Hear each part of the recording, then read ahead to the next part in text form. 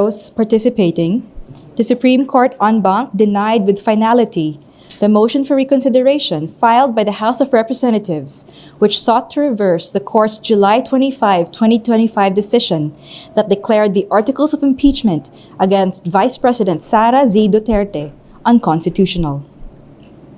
It affirmed that the fourth impeachment complaint transmitted to the Senate on February 5, 2025 was already barred by Article 11, Section 3, Subsection 5 of the Constitution.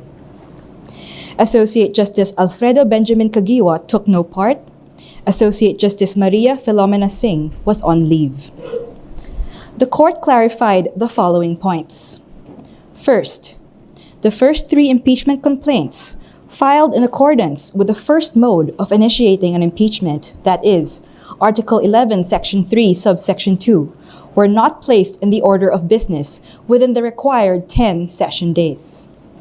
Session days as used in Article 11, Section 3, Subsection 2, or for purposes of the first mode of initiating an impeachment complaint, does not mean legislative session days. A session day for purposes of Article 11 in the Constitution was given its plain and ordinary sense, which the court interprets to mean a calendar day in which the House of Representatives holds a plenary session. Second, the court reiterated Gutierrez versus House of Representatives. However, it further elaborated that an impeachment complaint filed in accordance with the first mode of impeachment, which is Article 11, Section 3, Subsection 2, is deemed initiated for purposes of the one-year bar in Article 11, Section 3, Subsection 5 when a properly verified and endorsed impeachment complaint is referred to the Committee on Justice.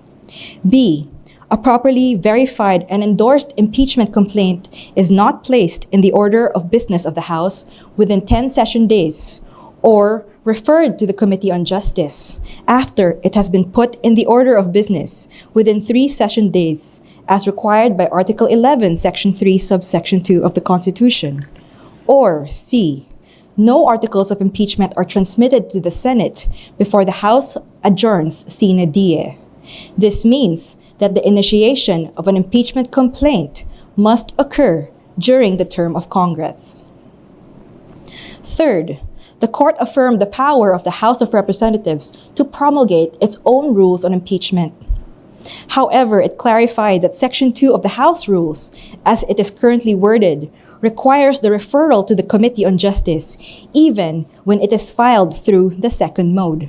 The second mode is provided in Article 11, Section 3, Subsection 4 of the Constitution, where the endorsement of at least one-third of the members of the House of Representatives would be sufficient to transmit the articles of impeachment. In view of the current wording of Section 2 of the Rules on Impeachment as drafted and promulgated by the House in its 19th and 20th Congress, the House may, optionally, upon its own prerogative, refer an impeachment complaint already endorsed by at least one-third of all its members to the Committee on Justice, but only for the following purposes. Number 1, to ensure that the endorsement of the members of the House is verified.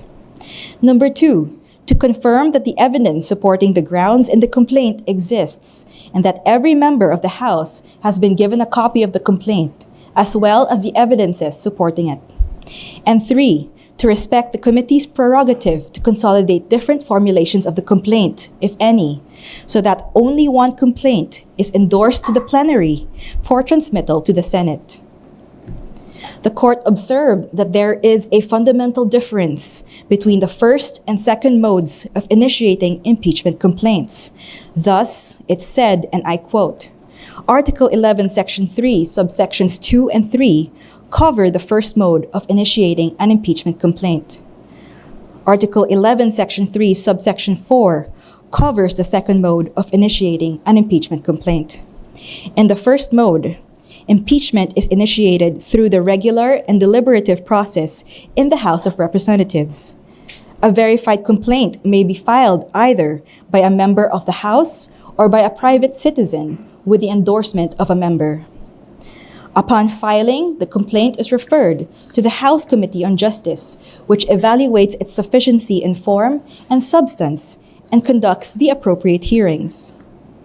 Only after favorable committee action does the impeachment process proceed further. This mode therefore emphasizes institutional screening and committee review. By contrast, subsection 4 introduces an alternative and a more direct mechanism for initiating impeachment. Under this provision, a verified complaint or resolution of impeachment signed by at least 1/3 of all the members of the House of Representatives immediately initiates impeachment proceedings. These provisions reflect a deliberate constitutional design. Subsections 2 and 3 provide a structured and committee-directed approach, while subsection 4 allows a streamlined initiation when a sufficient level of consensus already exists. Fourth, the court affirmed that due process of law applies to the impeachment process. It stated, and I quote, "The phrase right to life, liberty, or property should not be read with undue literalism. It must be accorded reasonable flexibility to achieve its intent of protecting inherent and inalienable rights that could not have been exhaustively articulated at the time of its framing. The Due Process Clause embodies a fundamental constitutional commitment to reasonableness, fairness, and non-arbitrariness. It envisions that we cannot have a true democratic and republican or representative state that is arbitrary and unfair. However, due process as it applies to the impeachment process is sui generis or in a class of its own. Full-blown trial happens at the Senate. At least for the second mode of initiating an impeachment complaint, it only requires 1. The grounds invoked in the complaint or resolution are those contained in Article 11, Section 2 of the Constitution. Number 2, the procedure is governed by the rules on impeachment promulgated by the House prior to any filing of any impeachment complaint. 3, as already provided by the current House rules on impeachment, all endorsing members should have been given a copy of the complaint and all its supporting evidence. The court also noted that the transmittal of the articles of impeachment should be done in a plenary session of the House, providing all the members of the House with full copies of the complaint and its accompanying evidence mentioned in Rule 4, Section 14 of the House Rules on Impeachment. Transmittal to the Senate, however, requires only a vote of 1/3 of its members for the first mode of initiating a complaint, or proof of the endorsement of a complaint by 1/3 of its members for the second mode. Fifth, the operative fact doctrine cannot be invoked by the party directly responsible in the commission of an unconstitutional act. Thus, it does not apply in this case. Finally, parang yung MR nila is still active, parang they can't proceed with any a filing of another impeachment complaint, theoretically speaking. well, it's not the case now, but if you would remember, the original decision said that no other impeachment case could be filed until after the 1-year bar rule. Okay, thank you. Thank you. Just another question. Sure. There are ongoing impeachment, complaints before the House of Representatives, and basically they're adopting the 2025 ruling of the Supreme Court on the procedure for impeachment. Mm-hmm. Now, with this clarification on, for example, the Gutierrez precedent, gagamitin na po ba itong ruling ng Supreme Court on the MR, yung clarifications na to, on the current impeachment proceedings before the House of Representatives? Well, this resolution of the Supreme Court is its latest, and it clarified a number of things when it comes to the two modes of impeachment, the due process requirements required for each mode, as well as when each mode is deemed initiated for purposes of the 1-year bar rule. So yes, it will be this one that should be followed. Hi, ma'am. Tech Tupas po from Inquirer.net. Hi, Tech. Ma'am, clarify ko lang. So, wala na yung Francisco ruling. Ito na yung susundin niya. Actually, no. Francisco and Gutierrez are still good decisions, and it also said that yes, the court followed Gutierrez, but it expounded on it.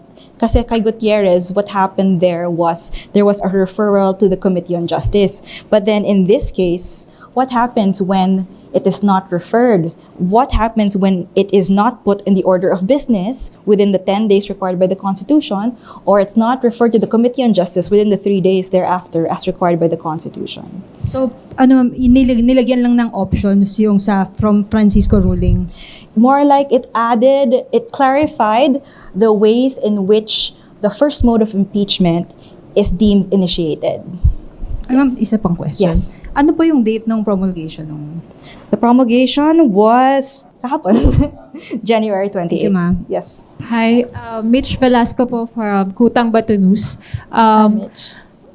We wanted to ask, what was the vision and intention of the ponente, and did he consider the impact of his decision on the Constitution and the future of the Filipino people? I am not privy to the deliberations of the court, nor am I privy to the mindset of the ponente, but what I can say is this decision of the court made sure that the constitutional rights are still protected in impeachment proceedings, and it actually expedited the proceedings with its interpretation of session days. Thank you. So wala pong nangyaring changes, ma'am, sa voting dun sa unang ruling doon sa July 25. The same din po yung ngayon. Yes. Unanimous for those who were present. Yes. Good afternoon po. Ako po si Hi. Arles from One News. Confirm ko lang po, so yung MR decision po, we can still proceed po with the February 6 na one-year bar rule since may mga impeachment complaints na po na inihain sa House recently?